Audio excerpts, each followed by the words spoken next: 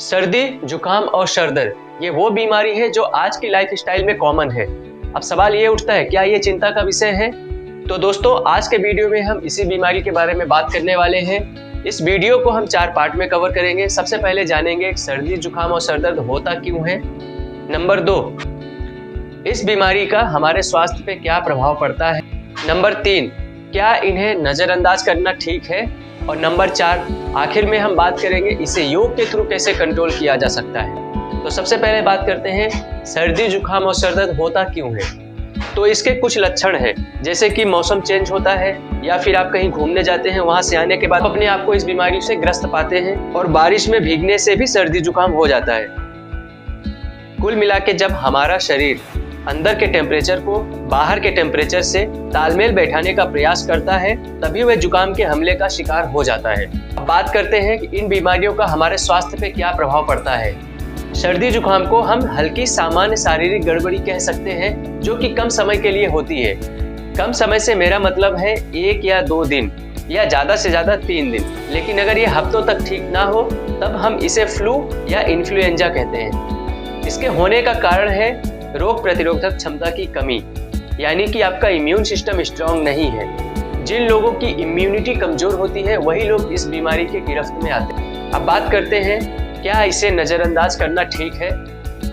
तो इसका जवाब है, अगर 2 से 3 दिन तक ठीक हो गया है तो कोई बात नहीं, लेकिन अगर ये हफ्तों तक रहती है तो ये चिंता का विषय है। देखिए, हमारा शरीर समय समय पे विषैले तत्वों को बाहर निकालता रहता है, और सर्दी जुकाम इस काम को करने के लिए एक माध्यम है। सर्दी के सामान्य लक्षण जैसे कि खांसी, छींक, नाक बहना, बुखार और पसीना आना, ये सभी आंतरिक सफाई के माध्यम हैं। इसलिए सर्दी जुकाम होना जरूरी भी है, लेकिन कम समय के लिए।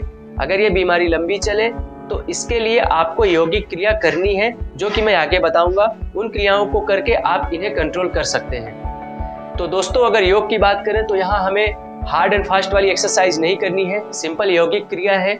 2 तरह की क्रियाएं हैं, उन क्रियाओं को मैं आपको बताऊंगा। उनमें से किसी एक क्रिया को आप करके आप इसे कंट्रोल कर सकते हैं। और साथ में खान पान का भी ध्यान रखना है। जैसे कि अगर जुकाम हो गया है तो सबसे पहले तो ज्यादा भोजन करना बंद कर दें।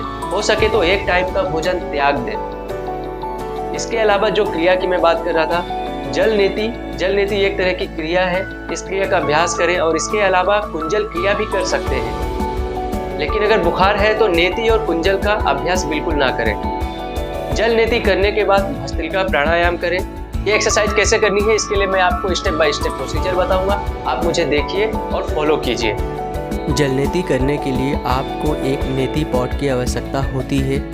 नेति पॉट में हल्का गर्म पानी लें। नोजल को सबसे ऊपरी नासिका में धीरे से डालने के बाद मुंह खोलें। दूसरे नासिका से पानी निकलने की प्रतीक्षा करें। तब तक प्रतीक्षा करें जब तक सारा पानी दूसरे नथुने से बाहर ना निकल जाए। फिर इस क्रिया को दूसरी तरफ से भी दोहराएं। ध्यान रखें कि जल नेति क्रिया को करने के बाद आप भस्त्रिका प्राणायाम जरूर करें। इन सब के बाद अदरक, काली मिर्च और दालचीनी की चाय लेकर रेस्ट करें। जितना हो सके उतना रेस्ट करें, और हो सके तो कम से कम बात करें। अगर ये सभी सावधानियां रखते हैं तो इन बीमारी को बढ़ने से आप रोक सकते हैं, बिना किसी आधुनिक चिकित्सा के। तो दोस्तों, आज के वीडियो में बस इतना ही। Thank you so much for watching.